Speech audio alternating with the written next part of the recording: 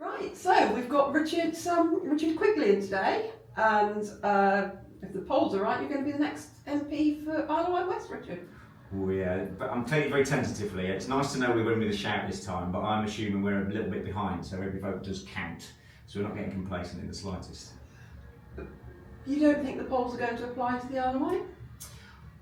Well, do you know, it's interesting because looking at the MRP data locally, it does show sort of neck and neck. I don't think we've got the huge national swing we're seeing because it's, as you well know, it's been a traditionally very blue seat. But things have changed. When we're out talking to people, there's a very, very clear difference this time around in what people are saying, and a lot of it is they want change is the big thing, but how they just can't bring themselves to vote Conservative anymore. Are you getting a lot of support for reform, which is also getting Yes, showing in the polls? There's two very interesting places support's coming from. Those that aren't going to vote, so I'd encourage anyone to register and get out there and do it. But there's reform. Reform are seeming to do well on the doorstep. Well, we haven't got long to find out. No, exactly. It's not long now. So, why do you want to be a member of Parliament? So my in-laws live here, me and my wife live here, my kids and now my grandkids live here, so I'm invested in the island for at least another 18 years. And over the last 21 years of me living here, I've just seen a general decline, really quite markedly over the last 12. 25 years ago, coming to the island, everywhere was buzzing, it was busy, we were attracting new businesses. In fact, businesses you think, why are they setting up on the island? And it's because it was a good place to be. And that seems to have disappeared. We seem to have been in a situation where the only demographic that's growing is 65 plus, which isn't great in terms of filling job roles or even people that need to sell their businesses on. And I think we need a period of renewal on the island, and we need a period of hope. So for me, my vision is that we find a way through investing in, I think, it's an idea of Ian Boyd, so I can't steal the idea, but some of the school network within Over Tempty is set up a world-renowned ecology centre and bring a group of 200-300 fully campus students over so they're not affecting the housing market. And that, along with something like Platform 1, doing something similar with an entirely campus college, brings 1,200-1,300 under 25-year-olds onto the island that provides a nightlife and a culture that currently doesn't exist. That then means we've got half a chance of keeping some of our 18 to 25-year-olds, even if it's just 2 years longer, to do some of the jobs that we know need doing, stay with mum and dad, save up and then go off. And that's not happening. We're getting 18-year-olds that are disappearing, and we can't survive as an island like that. Yeah. And you've got politics in your family history, I think. You know. Yes, indeed. In fact, I think as a nod to my wife, she was far more political than me when we first met, because I grew up in a very political family, both my parents being councillors back home in Retford for the Conservatives. So I'd vowed never to get involved in politics after growing up in that environment, but you get to a stage in life where you think, I've got to do something. I can't just sit and moan, I need to go out and do something. So yeah, Christmas is interesting. As you can imagine, my dad's still a Conservative councillor and was chair of Nottinghamshire County Council, so he includes Ben Bradley, 30p Lee and Brenda Clark-Smith amongst his friendship group. So you can imagine the discussions we have. So they coming down canvassing for you or for Bob, or are they not? Are they well, staying well away? They did come for 6 days, and my mum said, "Can I come out canvassing?" I said, "No, you need to spend time with your great grandson." That was the most politically nice way I could put it. And I've been out, speaking of being out canvassing, if you want to come and join us, you're more than welcome. Thank you very much. I know you're used to knocking the doors, and you probably missed it over the last few years. Not very much. Might do that, Richard. I might do that. So, you've got a fairly young family, I think, haven't you? Yeah. So the kids are 21 and 17, and grandkids, we get a 2 for 1. We've got a nearly 3-year-old and a 13-week-old, which is absolutely. If you'd have gone straight to grandkids without the kids, I think I'd have done that. But no, it's absolutely fantastic. I do absolutely love it. It's fantastic. So how do they feel about what you want to, what could happen in a few weeks' time? It's interesting because you do worry about the impact on your family, and I don't include them in any of my campaigning because I don't think it's fair. It's not them that are doing it, but extremely supportive. Both kids are very political anyway, and they're both excited, but they are also keep saying, "You can't do that, Dad.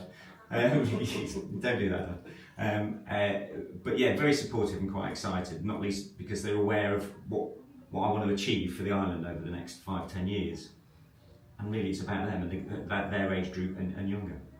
And you're a businessman on the island, aren't you? Yeah, so we moved to the island. So my background is engineering. I met my wife at a place called Britvic Soft Drinks when we were graduate trainees, which was an absolutely fantastic graduate scheme. And then I took a job in Manchester working for Dewars Jam. And if you'd said to the 14-year-old me, you'll work in a pop factory, a jam factory, and then buy a fish and chip shop is what we did, I think my head would have popped with excitement. So I decided that wasn't for me, and I'd retrained as a chef, and we were looking for somebody to buy me, ended up buying Corrie's Cabin in Cowes. And we've been very lucky, and as part of that we also run the canteen at Vestas, which is good, which means we get to employ quite a lot of good, lots of good people, and pay a real living wage and all those sorts of things that are important to me. And what do you think the biggest challenge, you've spoken about children, young people going away, what's the biggest challenge facing the island, do you think?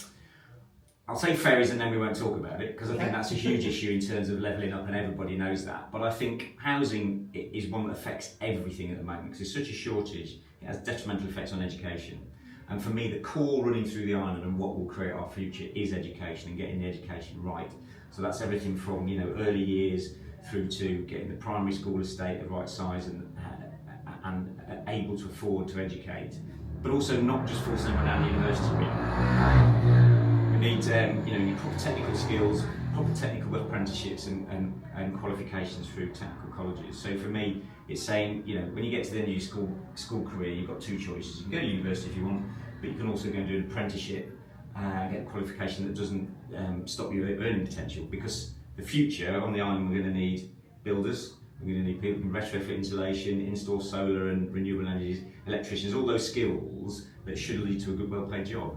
So I think that is a huge challenge, and the demographics as well. Is there anything you disagree with your party on? If you're a Labour MP, what would you disagree with? It's a good question. What would I disagree with?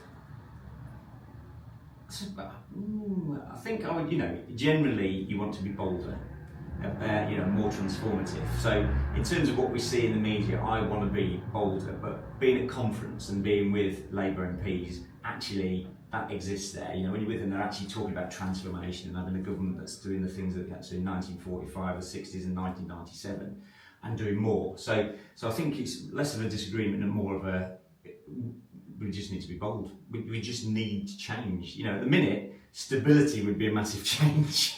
So that'd be a good start. So if you become an MP, every year there's a ballot for a private member's bill, and the winner of that ballot gets to put forward a new law that mustn't cost any money, basically. Yeah. What would you do? What would be your law? So originally I'd have said ferries, but I'm not entirely sure a private member's bill would work for the ferries and what we need to do. So for me, it'd have to be something around housing and the way we actually provide housing, because at the moment we always knock up against those that don't want any development to happen at all, but the reality is people need somewhere to live. So I think it'd be about housing, providing truly affordable housing. Yeah. Have you got any funny stories from the campaign trail? You're a bit of a stand-up comedian, I understand. Well, I won't be party political. You've probably seen my boards out, and my agent didn't warn me they had a picture of my face on. So he said, come and see the boards, you remember what it's like, the excitement of your new leaflet and all the rest of it. So he said, look at my boards. And I opened the box, and I won't tell you exactly what I said, but I was like, how many have we got? And he said 200 with my face on. What that means now is people saying, can I have a board, say, can I have Richard on a stick?